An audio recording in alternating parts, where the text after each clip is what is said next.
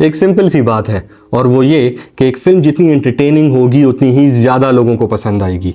और जितना एंटरटेन मैं महाराजा देखकर हुआ हूँ उतना एक लंबे अरसे में दूसरी कोई फिल्म देखकर नहीं हुआ। एंटरटेनमेंट का लिटरल ओवरलोड है महाराजा। लेकिन इसके साथ साथ एक अच्छी फिल्म होने के लिए जो बाकी चीज़ें चाहिए होती हैं उन सबको भी महाराजा टिक मार करती है। जानदार एक्टिंग, बेहतरीन सिनेमाटोग्राफी, कमाल एडिटिंग और इसके साथ साथ एक नहायत ही शानदार स्क्रीन प्ले।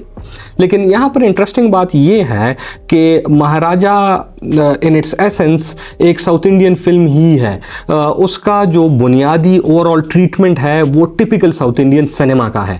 तो इधर सवाल ये जन्म लेता है कि क्या महाराजा सिर्फ एक अच्छी तमिल फिल्म है या वो इंडियन सिनेमा के रीसेंट पास्ट की बेहतरीन फिल्मों में से एक फिल्म है? बात करते हैं इस वीडियो में।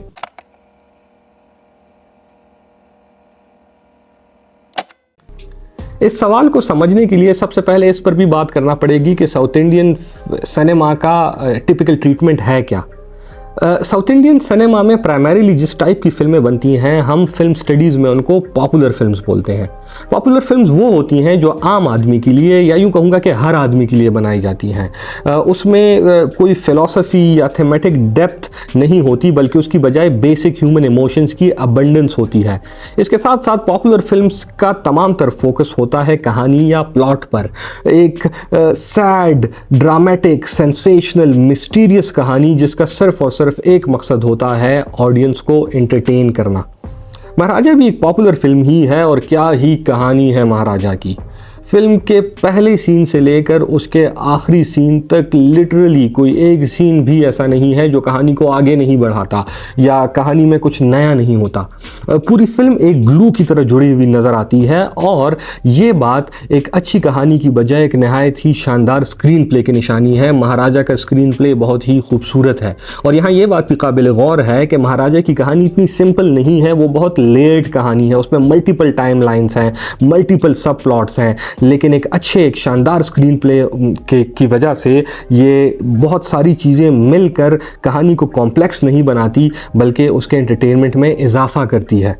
महाराजा एक थ्रिलर है और थ्रू आउट द फिल्म उसका थ्रिल मल्टीपल प्लॉट ट्विस्ट्स की वजह से बरकरार रहता है और काफ़ी अच्छा मालूम होता है। साथ ही साथ जो मुझे महाराजा की बात पसंद आई वो था उसका ह्यूमर।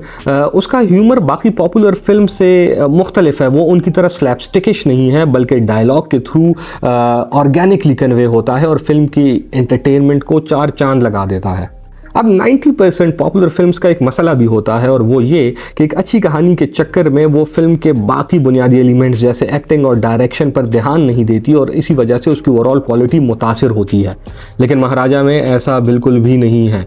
अगर मैं अदाकारी की बात करूँ तो फिल्म की ओवरऑल अदाकारी खासी मैच्योर है।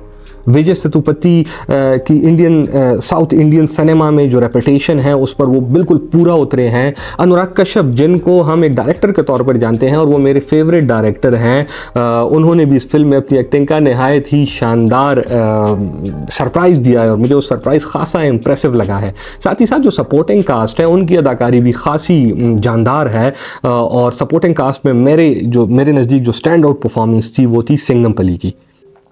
अगर फिल्म की डायरेक्शन की बात करूं तो ये सेमिनाथन की दूसरी फिल्म है और अपनी दूसरी ही फिल्म में उन्होंने ख़ुद को एक बड़े डायरेक्टर के तौर पर रजिस्टर करवा दिया है।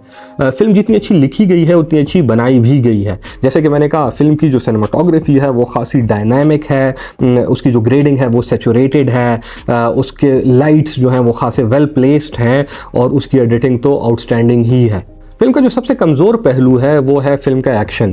फिल्म का एक्शन बाकी पॉपुलर फिल्म्स की तरह थोड़ा एग्जैजरेटेड है और फिल्म के बाकी एस्थेटिक से थोड़ा मुख्तलिफ है। तो आखिर में इस सवाल का जवाब कि क्या महाराजा सिर्फ एक अच्छी तमिल फिल्म है या वो एक अच्छी इंडियन फिल्म है, इसका जवाब खासा सिंपल है और वो ये कि ऑल्दो महाराजा एक पॉपुलर फिल्म है लेकिन वो कहीं भी अपने किसी भी एलिमेंट पर, अपनी क्वालिटी पर कॉम्प्रोमाइज़ नहीं करती, जिसकी वजह से वो रीसेंट पास्ट में इंडिया में जितनी फिल्में बनी हैं उनमें से एक बेहतर फिल्म के तौर पर सामने आती है और यकीनन जितनी साउथ इंडियन फिल्में रिसेंटली बनी हैं उनमें वो सबसे बेहतरीन फिल्म है। मिलते हैं अगली एपिसोड में।